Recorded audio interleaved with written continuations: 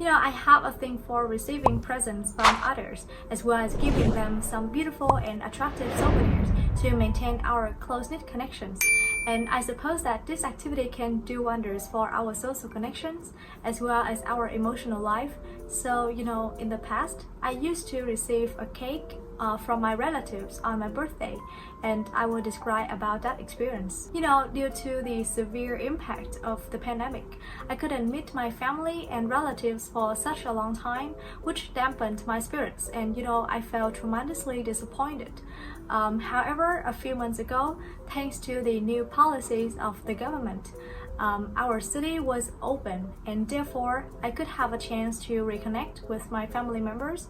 So on my birthday, my parents decided to throw a small party so we could have a well of a time with each other. And on that day, when I met my relatives, they gave me a gift, which was a cake, and I was over the moon since I have longed for that gift for a while. So when I opened the box, I was astonished because of its enticing decorations of the cake. And talking about it, it had a simple design, but it lived up to my expectations. Not to mention that the taste of that cake was mouth-watering and delectable, so I could indulge myself with a lot of pieces of cakes and satisfy my passion for sweets.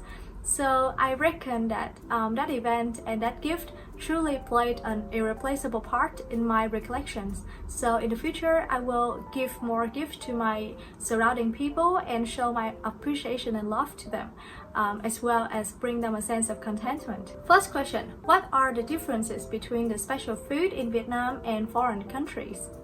Well, I'm not an expert on distinctive cuisines, so this question is quite tricky for me, but from my observation, there is a significant difference between traditional Vietnamese food and foreign dishes.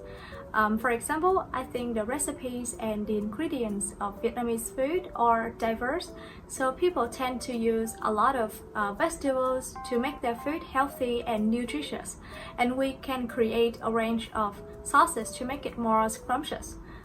By contrast, food from Western cultures usually uses some ingredients like cheese or potato to make hamburgers or pizza, and those kinds of food contains a lot of calories, but it's truly mouth-watering. The second question is, do people usually cook special food in Vietnam? Well, I suppose that Vietnam is a conventional country and we have the propensity to prepare particular dishes in some special events. For instance, on New Year holiday, we tend to make sticky rice cake or steamed pork with eggs to enjoy them in the first 3 days of our New Year.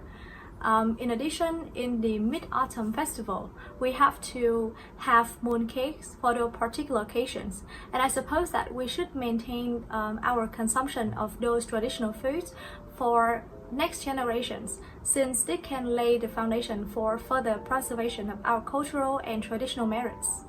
Last question, should special food be easily available? Well, I'm not sure about others, but from my perspective, those particular foods should not be made ready and accessible all the time.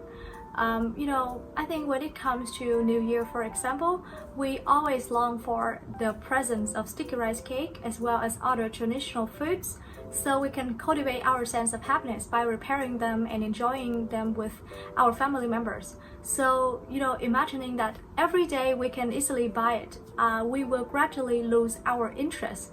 And I suppose that we should not make those traditional and special dishes available, since they will lose their grounds and become more common, and we no longer have a great appreciation towards their presence in life.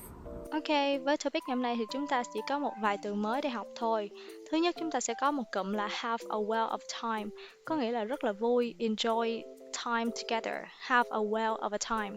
Và nó tương tự với have a blast with hoặc là let my hair down, kiểu như là tôi quẩy với bạn bè, I let my hair down with my friends.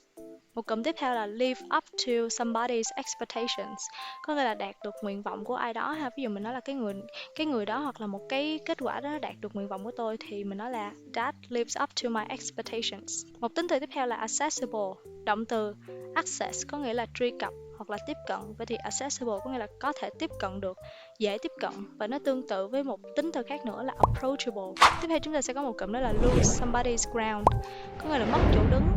Khi mà mình nói là ngày nay một cái gì đó đã mất chỗ đứng thì mình nói là something loses its ground.